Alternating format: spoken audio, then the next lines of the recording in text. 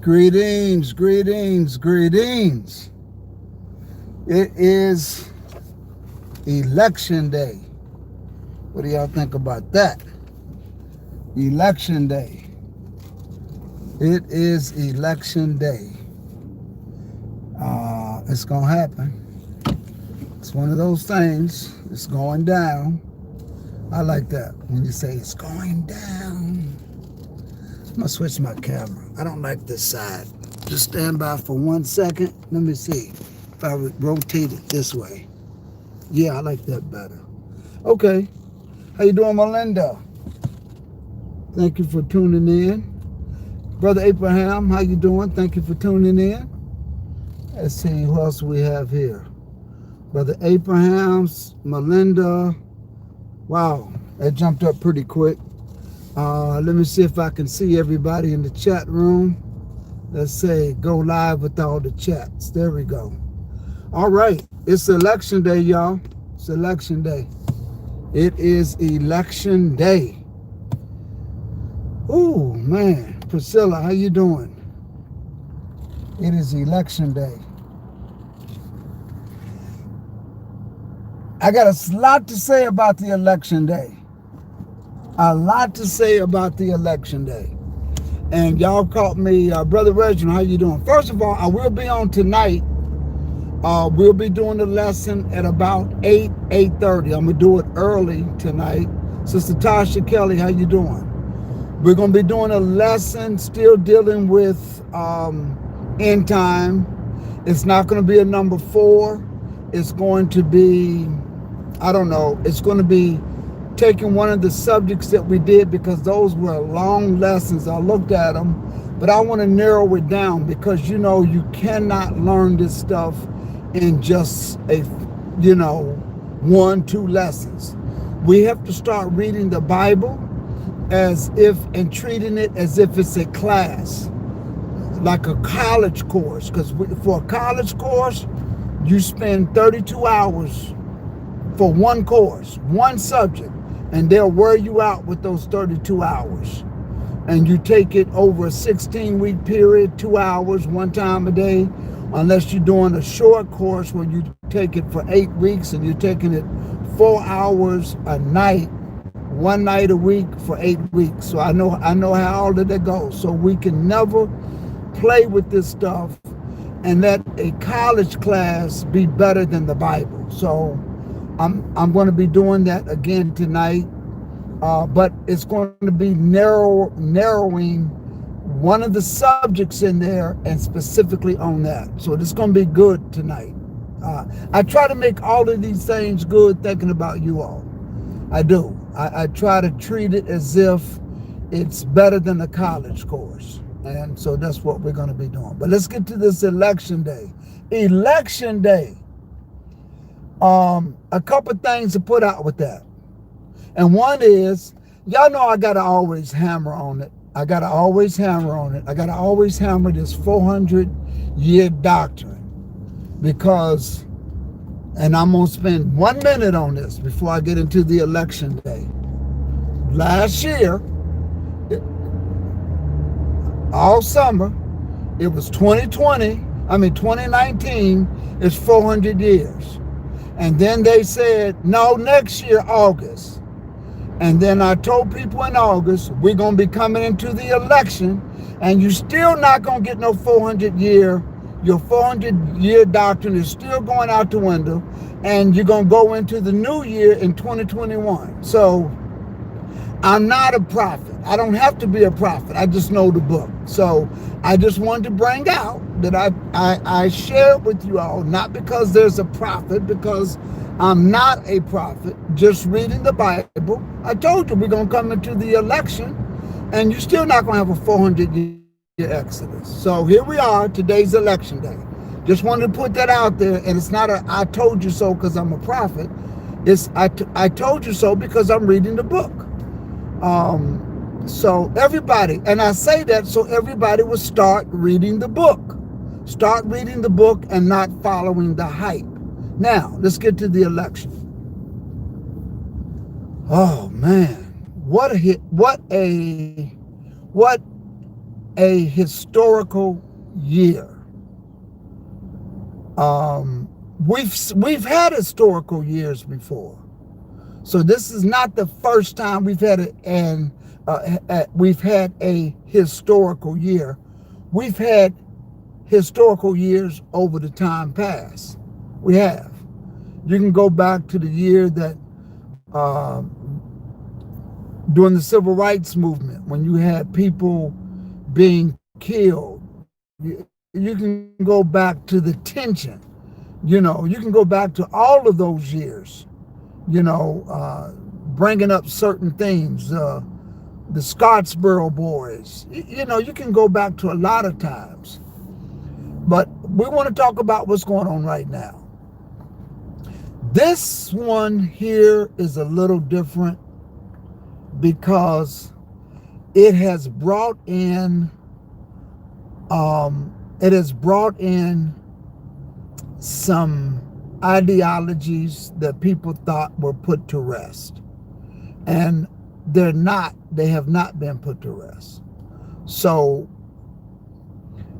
just to bring how policies and ideologies work, this is an all-out thing, and people have played upon the emotions of everybody, and it brings up things that should have been put to rest. They're not put to rest because people will go all out. Politicians on both sides of the fence will go all out to bring out things at all costs to get elected, on the Democratic side and the Republican side. Both sides have played this, and it's no ifs, ands, and buts. They've done it. Okay, everybody has an agenda, and people on both sides will scrape the bottom of the barrel to get their agenda across. Now, what does that mean? You're living in an era of time that people don't care. People really don't care what they will have to do to get their agenda across. Both sides of the fence. And this is why you call it extreme right, extreme left.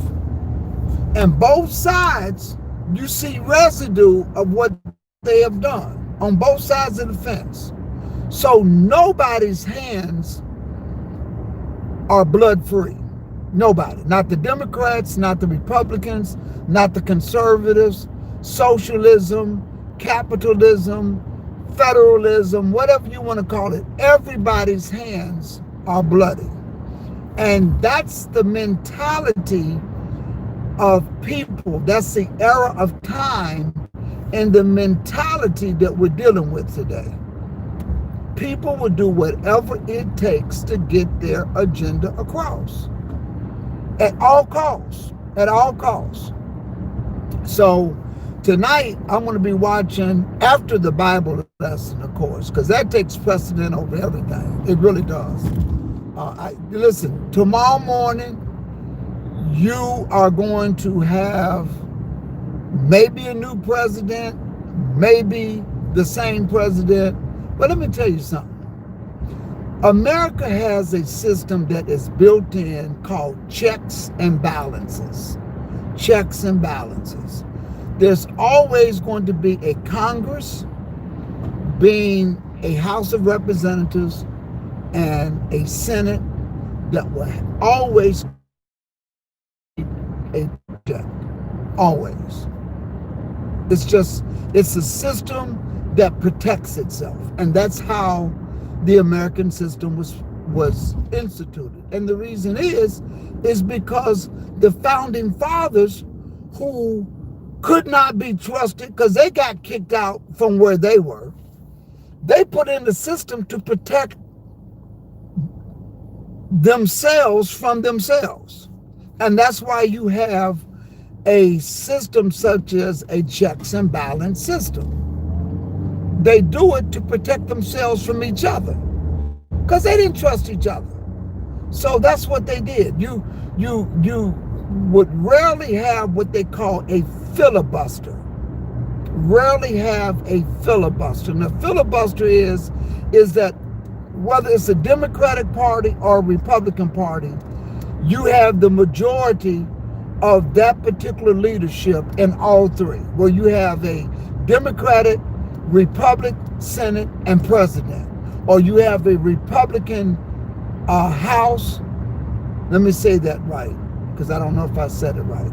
A filibuster is, let's say it's a Republican President, and you have a Republican Senate and a Republican House, or a Democratic President where you have a Democratic Senate and a Democratic House.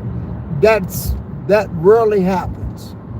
And the reason why that happens is because you have something called a midterm election. A midterm election is whenever you have a presidential election, like in 2020, in 2022, you're going to have a midterm election. And the reason why you do that is because you allow the people of the land to say, wait a minute, I don't like, let's say the Republicans stay in office. I don't like the Republicans are doing. I don't like how they're passing things. So you get a chance to offset it. That's what happens. And what you get to do is you get to put in a house, whether it's on the Senate side or on the House side, you get to put in a opposite party to offset if you see things just being done crazy. And that's what happens. And that's the way the checks and balances system is put in place. When Barack Obama got elected in his first term, there was a midterm election. And people got very happy because Barack Obama, as a Democratic president, got elected.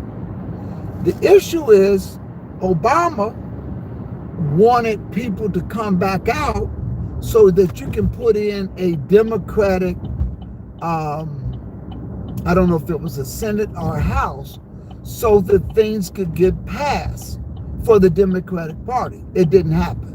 The Republicans showed up, and Barack Obama had either the Senate or the House, but he didn't have the opposite one. So whenever a bill got presented, if it was the Democrats who were running the House, the Senate was Republican, and you didn't get things. It caused negotiations until both sides got some of what they wanted, but not all of what they wanted, and then the president would sign it.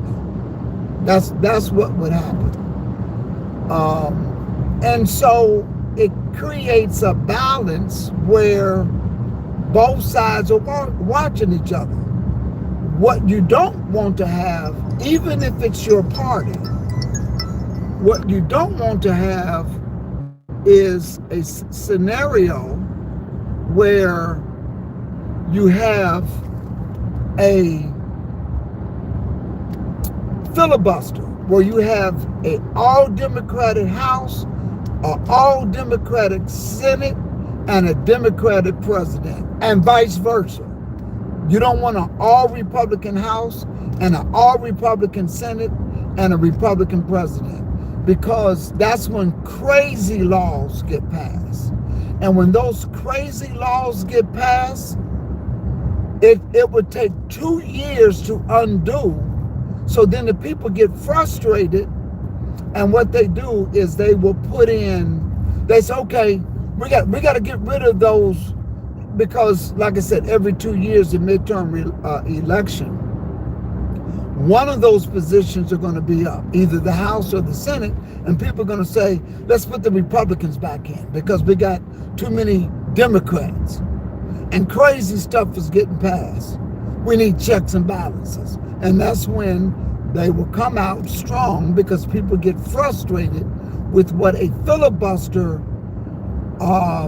an administration can do, and it creates a balance. So all of that to say, you know what? America is still going to be America. The system is going to be the system, and you don't have nothing to worry about. You really don't.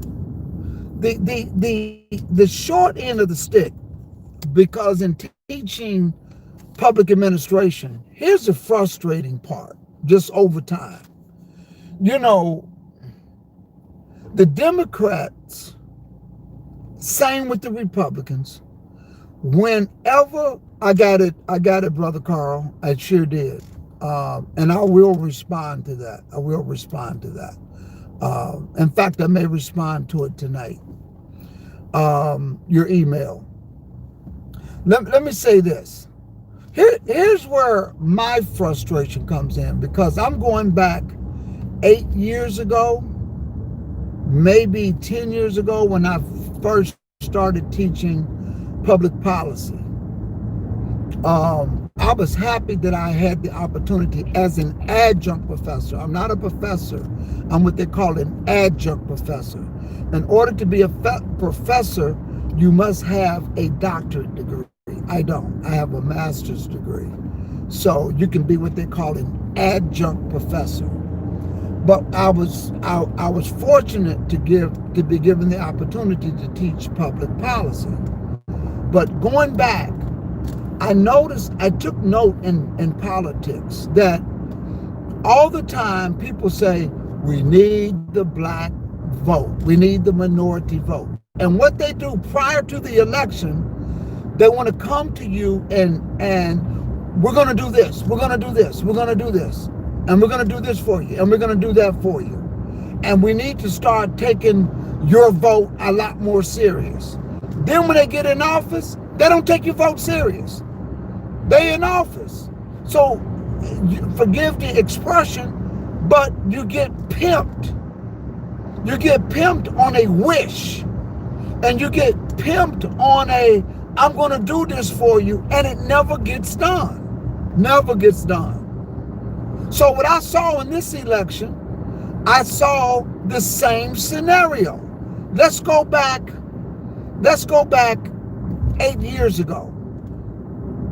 Barack got put in office 8 years ago. I'm going back before Trump, because people was very excited about having the first black president.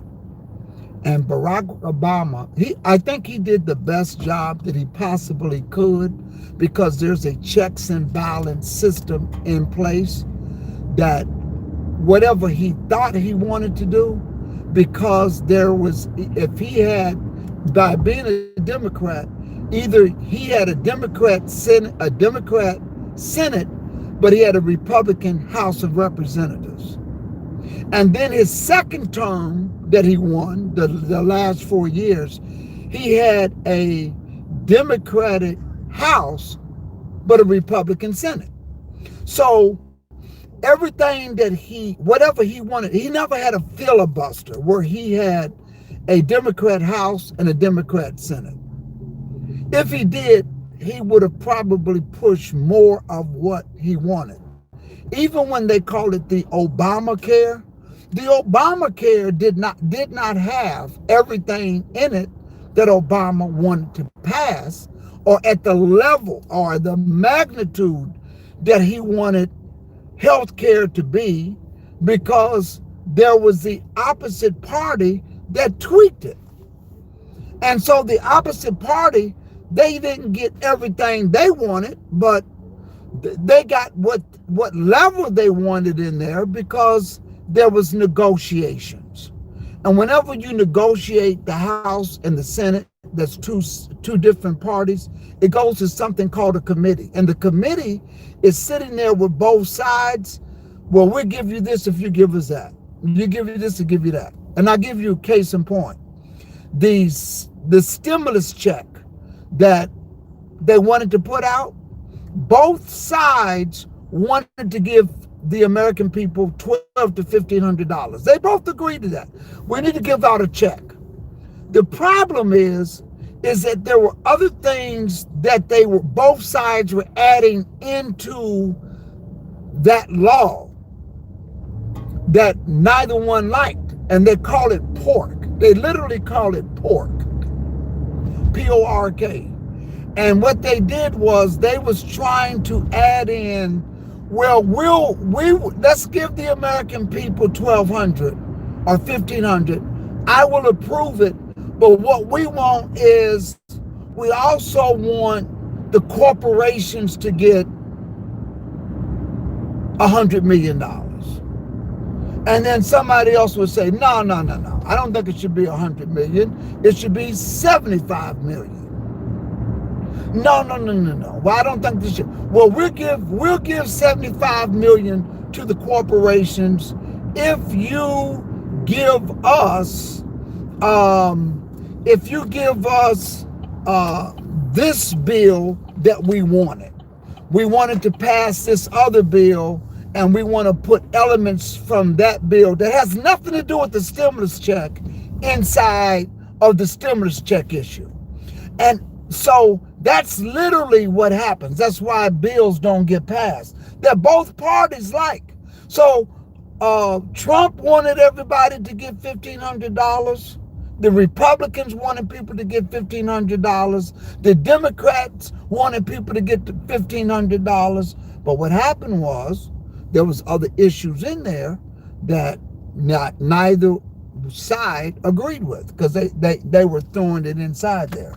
And that's why things don't get passed, and that's what causes a government shutdown. And that's one of the things that happens when you have a checks and balance system. So both sides will go into a government shutdown. And they'll say, well, you know what? And they'll wait till the fiscal year when you have to pass the government budget for spending. And they'll say, well, you know what? We're not gonna come in. And you know what happens if we don't come in? The government gets shut down, because inside of that is a budget. So if you don't pass this, that means the budget's not going to get approved, and government gets shut down because there's no money approved to run the government. And usually those things are in there for, like, I think their budget runs, I think it runs for the year. I don't know when the fiscal date is. Like in most municipal governments, it's from October the 1st to September the 30th. I think the federal, some states, is July the 1st to June the 30th. I don't know what the fiscal date is for the federal government. So if you'll run into shutdowns, let's say it's January, you run into government shutdowns if that budget is being passed, or it's a budget year or the calendar year, but there's other stuff in there. So what they'll say is, okay, well, I'm not showing to the table. Well, the government's going to get shut down. Let it get shut down. And so we're not going to show up until you vote. So they hold the budget hostage for other issues. They both agree on the budget. They both agree on government spending, but there's other issues in there that both people don't agree to. So they'll go into committee and they say, well, the government's going into a shutdown. And when that happens, we need to blame both sides for that, because what they're doing is they're holding hostage everybody, and both sides do it. Because those are issues that should have been discussed that has nothing to do with the budget. And what both sides could do is say, okay, let's take this off the table and let's pass the budget. At least we agree on that. Both sides won't do it. Democrats are Republicans. So they all are the same thing. They all have blood on their hands. All of them. Just like when they promise things to people or come to you at the last minute because they need your vote. They all are guilty. Politics, whether it's Democrat or whether it's Republican, They all are guilty. Two sides of the same bird, says Tara. Absolutely. They all are guilty. So what do? I've learned to just vote on policy issues. For instance, in the state of Florida, there was a policy on increasing the minimum wage. I thought that was great. I voted for that. I said, that's something you need to go out and vote for. In Florida, they have something called homestead exemption. And if you move from a house going to another house, there's something called a portability, because your rate, that you don't want to move from a house where you're paying homestead for $100,000 house, and then you move to a house that's $200,000. Well, what they were doing is they'll say, we'll give you the lower rate for 2 years until you economically get used to it. Because it's hard to go pay taxes on a $100,000 house. Then all of a sudden you're in a $200,000 house. Well, all of a sudden it jumps up. So what they said was, we would increase it over a 2-year period. Well, it was on the ballot to increase that, to extend that out to 3 years. I agree with that. Extend that out to 3 years. Don't hit people that hard, because people can't jump. Their pocket can't jump from this amount to this amount. Even though it was 2 years, I voted for 2 years back in the day, because that's what they offered. But then somebody says, that's still too soon. Make it 3 years before you increase that. So you have to watch your different city to see what's out there and look at issues like that. Some people may say, you know what, I'm going to vote for the issues that are relevant, dealing with taxes and pay increase, but I'm not going to vote in the presidential election. That's your private business. And no, you don't have to reveal that to anybody. You shouldn't have to reveal to anybody who you voted for. That's your private business. But should you vote on issues? Yeah, I think you should. I think on issues that's dealing with your everyday pocket, you need to deal with issues on your everyday pocket. For instance, if you're a homeowner and they say, listen, we want to do we're going to vote for how they call it, a tax increase, because we want to buy we want to put in a new city hall complex, a new fire department, a new police station, and we want to put in a new park. We want to put in 5 new parks. And that is, we want to pass that to the taxpayers.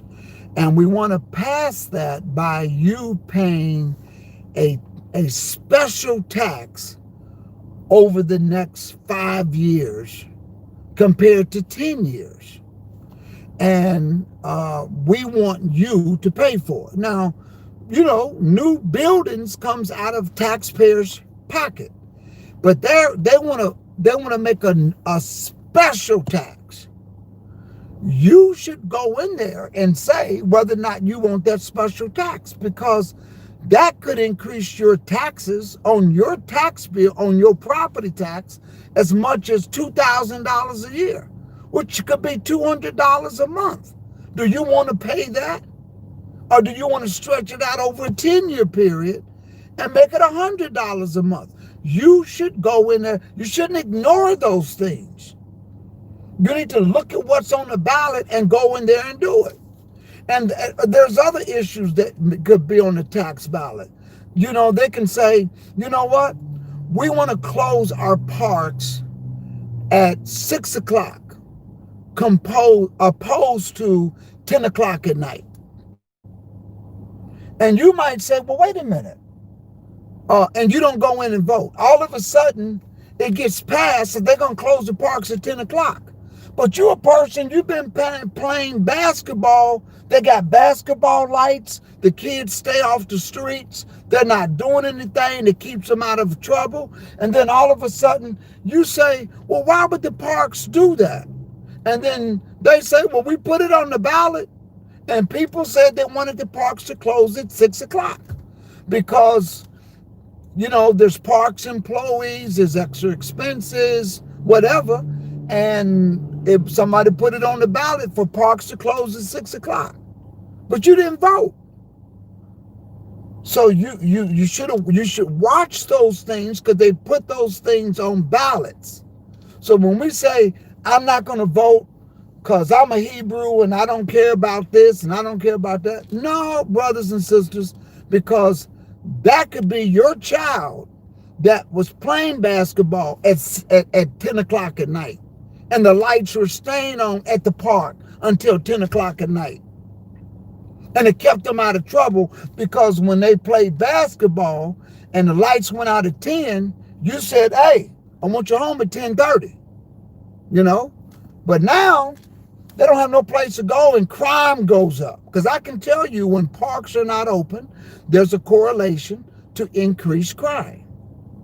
That's already been statistically proven. So those things like that, before we say we don't vote, we don't get involved in the wheres and cares of this man's world, you need to. You need to think before you say that, because there are issues that will impact your everyday living and your lifestyle. So you need to look at that before you say no. I'm not saying you got to vote for the governor, and you got to vote for who president, but if you decide to do, that's your personal business. Just, pray about it and get some direction from the Most High. And if he tells you, if you pray to the Lord and, you say, what the Lord showed me, I'm only going to just, I read the scriptures. I'm only comfortable in voting for issues that are locally impact me, then that's you. You leave it like that, feel happy between that. So just wanted to share that with you. I'll be on tonight at about 8:30. So hit this like button, hit the ring a bell. I'm learning something about YouTube. You can hit subscribe, but if you don't go over to the bell, you can hit the bell.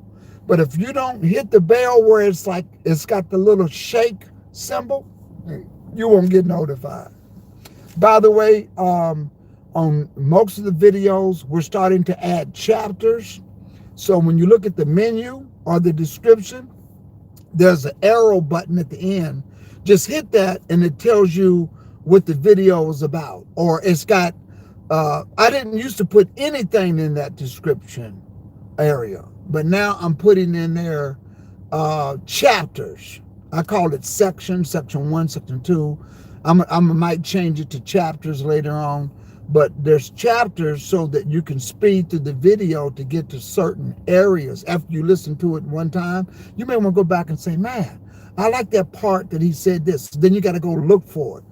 Well, moving forward in the future, you won't have to do that. You'll go back to that one section and you'll be able to hit on that chapter and it takes you straight there to that section. So just wanted to do all that. Thank you. Peace. Blessings to all of you all. I'm going to go do some grocery shopping. And let me tell you why. Because when I start seeing people board up windows, I don't get scared about nothing like that. But when you got unrest, because that means somebody's going to feel like they're going to do something crazy. It could last a week. And I want to be able to have stuff in my house until things settle down. So that's what that's about. So peace and blessings to you all. Let me see who's in the chat room over here. Well, I can't even see the chats. I think it may have something to do with the awakening. The newscaster in Georgia said that a lot of blacks didn't vote by mail-in as compared to the latest election, and we're hoping more would walk in. People don't like hearing that you vote on the issues instead of the president. Yeah, I agree, Tara, because when you start saying I vote on issues, you're showing that you're a smart person and that you read. Deuteronomy 17:5, Brother JD, thou shalt in any wise set him king over thee. Thou shalt in any wise whom the Lord thy God shall choose. One from among thy brethren, thou shalt seek king over thee. Thou mayest not set a stranger over thee. That's Israel when Israel was a nation. I agree with that. I agree with that. There was a brother, IOG in Atlanta. He, we had this, we had this discussion in a Bible class in a Zoom, and he brought out this scripture that listen. When I tell you I've never seen that verse before, I probably read it, but he brought out a verse that says, "When you're in captivity, or you in the city, and choose you wise people." Man, let me tell you, that thing was something. I'm going to get that scripture. Um, I'm going to get that. I'm going to get that scripture. But listen, all of you all, I'm not going to read all the comments, but thank all of you for being in here. I'll be on tonight. I'll be on tonight, but I'm not going to be talking about no election. I'm not going to be talking about the election. I'm going to be doing this lesson on the wrath, and who is covered. That's what we're going to, something along in those lines. It's going to be basically the process that takes place. And I'm going to concentrate only on that. I'm not going to go into the trumpets and the seals and the 3.5 years. We're going to go right into this specific area of dealing with this subject tonight. And I'm going to do other ones and just dive into those specific issues so we can kind of get where things are going and how they're supposed to be according to the scriptures. So are you going on with Sister E, Pastor Johnson? I know she's doing something. No, I can tell you no. And at least right now, that's where my mind is. And I'll tell you why. Because I'm going to let those individuals that do those things, I'm going to let those channels do that. I'm going to go in, tune in, listen, so I'll know where teaching is needed at. I know Brother Azza Fingers and I, on November, I think he gave me a date, we were supposed to do Berean TV, and I think I may back out. I'd rather just listen and to see where we need Bible study on. And that's why I've been doing this thing on end time. Because when I saw these guys talking about the wrath of God, we can see the wrath of God going on right now, and they started going and looking at Revelations the 8 and Revelations the 16th chapter, and they started looking at events now. I said, these guys don't understand chronological order of things. And I started doing this lesson, and I see that this is much needed. So I will go on in terms of watching, unless we're doing a discussion on our own, but to go on there and to have those debates, I'd rather watch them than, yes, no wrath ain't here yet. Absolutely, daughter of Zion. But see, some people start to teach that we are dealing with the wraths right now. And that's how come I knew I better put together a very thorough lesson on this. A very thorough lesson. So people can understand where we are. Just a preview, absolutely, just a preview. So I knew that we needed a lesson on this subject. So, but that's why we're going to get into this tonight. You're going to really enjoy the fact that I'm not going to be all over the place. I go back and watch my own videos, and sometimes I be all over the place, because what I'm doing is trying to bring in the subject, and the subject of end time has many, many, many subjects. So I decided over the last 2 nights when I was putting in the chapters, go back into this and deal with one specific subject as you go into it. Because end time has many subjects.